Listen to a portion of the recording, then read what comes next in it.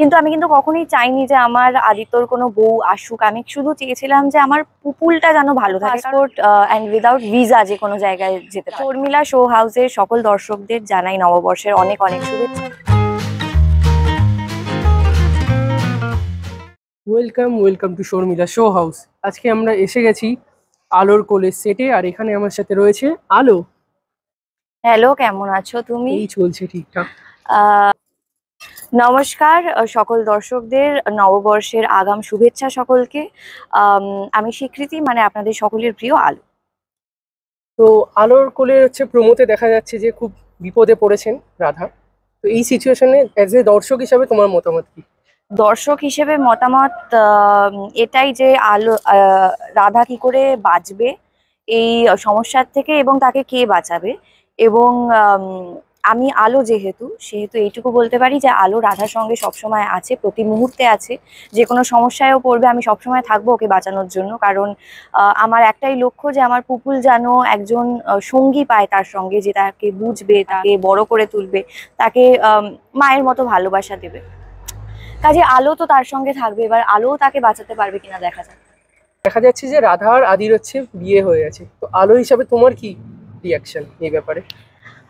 রাধা আর আদিত্যর বিয়ে হয়ে গেছে, যেটা আমি ওর হাত নিয়ে গিয়ে রাধার কপালে সিঁদুর পরিয়েছিলাম। কিন্তু আমি কখনোই চাইনি যে আমার আদিত্যর কোনো বউ আসুক। আমি শুধু চেয়েছিলাম যে আমার পুপুলটা যেন ভালো থাকে, কারণ রাধার সঙ্গে আমার পুপুল খুব ভালো থাকে।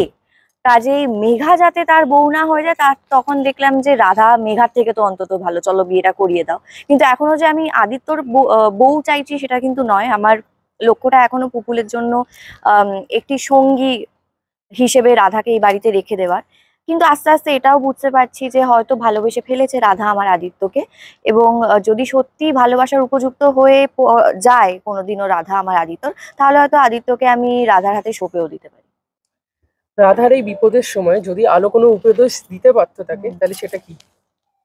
উপদেশ দিতে পারতো, উপদেশ দেওয়ার কিছু নেই। কারণ আমি নিজেই আছি ওর সঙ্গে। কাজে ওকে যে সবটা একা করতে হচ্ছে তাটা নয়, আমি নিজেও আছি। আমি আমার পক্ষে যেটুকু সম্ভব সেটুকু আমি নিজেই করে দেবো। অন স্ক্রিনে তো দেখা যাচ্ছে তোমাদের মধ্যে মানে যে ঝামেলাগুলো হচ্ছে, তো অফ স্ক্রিনে তোমাদের বন্ডিং কেমন? অফ স্ক্রিনে আমাদের বন্ডিং সকলের খুবই ভালো। সারাদিন আমাদের আড্ডা মেরে খাবার খেয়ে কেটে যায়। আর 14 ঘন্টা সত্যি ভালো কম্প্যানিয়ন ছাড়া কাটানোটা খুব মুশকিল, কারণ বাড়িতে থাকি খুব কম সময়, এখানে থাকি অনেকটা বেশি সময়। কাজেই সবার সঙ্গে সবার বন্ডিং খুব সুন্দর। এই সেটে তোমার কোনো স্পেশাল মেমোরি আছে, বা এমন কিছু ঘটে গেছে যেটা তোমার কাছে স্পেশাল? এই সেটে সেরকম বলাটা খুব মুশকিল, কিন্তু এই ফ্লোরটা বলতে পারো আমার জন্য খুব স্পেশাল। কারণ আমি আমার কাজ, এই প্রফেশনে আমার কাজ শুরু হয়েছিল এই সেম ফ্লোরে। আর এত 2-3 বছর পরে আবার আমি সেই সেম ফ্লোরে শুটিং করছি। কাজে এই ফ্লোরটা আমার জন্য একটা সুন্দর মেমোরি। আগামী সময়ে দর্শকদের জন্য কি চমক অপেক্ষা করছে?